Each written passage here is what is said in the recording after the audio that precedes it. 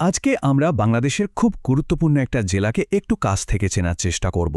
চলুন এক ঝলকে দেখে নেওয়া যাক মানিকগঞ্জের পরিচয় আর ঐতিহ্য। আচ্ছা, শুরুতেই একটা বেশ মজার প্রশ্ন করা যাক।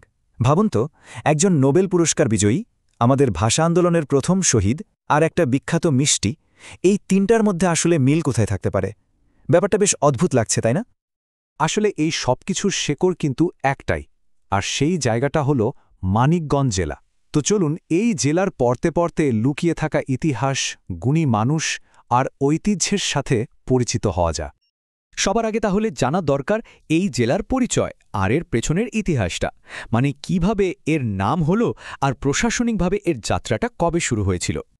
মানিকগঞ্জ জেলাটা হল আমাদের ঢাকা বিভাগেরই একটা অংশ, আর এর নামের পেছনের গল্পটাও কিন্তু বেশ দারুণ। সাধারণভাবে যেটা ধারণা করা হয়, মানিক শাহ নামের একজন সুফি সাধকের নাম থেকেই এই অঞ্চলের নাম হয়েছে মানিকগঞ্জ। প্রশাসনিকভাবে এর পথ চলা কিন্তু অনেক পুরনো। সেই ব্রিটিশ আমলে, মানে 1845 সালে এটা একটা মহকুমা হিসেবে তৈরি হয়, আর তার অনেক পরে 1984 সালে এসে মানিকগঞ্জ একটা পূর্ণাঙ্গ জেলার মর্যাদা পায়। এবার চলুন পরের অংশে যাই। এই মাটির এমন কিছু কৃতি সন্তানের কথা জানব, যাদের অবদান শুধু দেশেই নয়, দেশের বাইরেও ছড়িয়ে পড়েছে। একদিকে আছেন ভাষা শহীদ রফিকুদ্দিন আহমদ, যিনি বাংলা ভাষার জন্য প্রথম নিজের জীবন দিয়েছিলেন, আর অন্যদিকে আছেন ডক্টর অমর্ত্য সেন, যিনি অর্থনীতিতে নোবেল পুরস্কার পেয়ে পুরো বিশ্বের কাছে বাংলাদেশকে সম্মানিত করেছেন। দুজনই কিন্তু এই মানিকগঞ্জেরই সন্তান। ভাষা শহীদ রফিকুদ্দিন আহমেদ ছিলেন মানিকগঞ্জের সিংগাইর উপজেলার পারিল গ্রামের এক গর্বিত সন্তান। 1952 সালের 21শে ফেব্রুয়ারিতে বাংলা ভাষার সম্মান রক্ষায় তার সেই আত্মত্যাগ তাকে অমর করে রেখেছে। তিনি আমাদের ইতিহাসের এক উজ্জ্বল নক্ষত্র। আর বিশ্বজুড়ে পরিচিত অর্থনীতিবিদ ডক্টর অমর্ত্য সেন, তার শেকড়ও কিন্তু এই মানিকগঞ্জে। তার পৈতৃক বাড়ি হল মত্তগ্রামে। ওয়েলফেয়ার ইকোনমিক্স বা কল্যাণ অর্থনীতিতে তার অসাধারণ কাজের জন্য তিনি সারা বিশ্বে পরিচিত। গুণী মানুষদের কথা তো জানলাম, এবার চলুন এমন কিছু স্থাপত্যের দিকে নজর ফেরানো যাক, যেগুলো আজও নীরবে ইতিহাসের গল্প বলে যাচ্ছে। মানিকগঞ্জে বেশ কিছু পুরনো জমিদার বাড়ি আছে, তবে তার মধ্যে সবচেয়ে বিখ্যাত হল দুটো।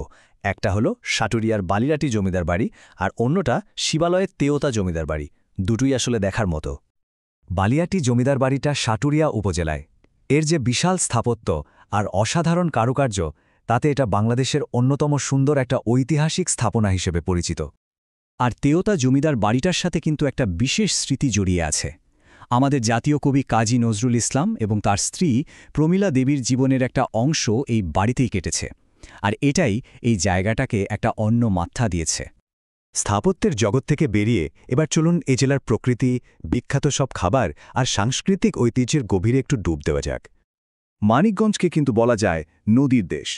পদ্মা, যমুনা, ধলেশ্বরী, কালীগঙ্গা, ইছামতির মতো বড় বড় নদী এই জেলার ওপর দিয়ে বয়ে গেছে, আর এই নদীগুলোই এখানকার প্রকৃতি আর মানুষের জীবনযাত্রাকে গড়ে তুলেছে। আর খাবারের কথা বলতে গেলে মানিকগঞ্জে দুটো জিনিসের নাম না বললেই নয়।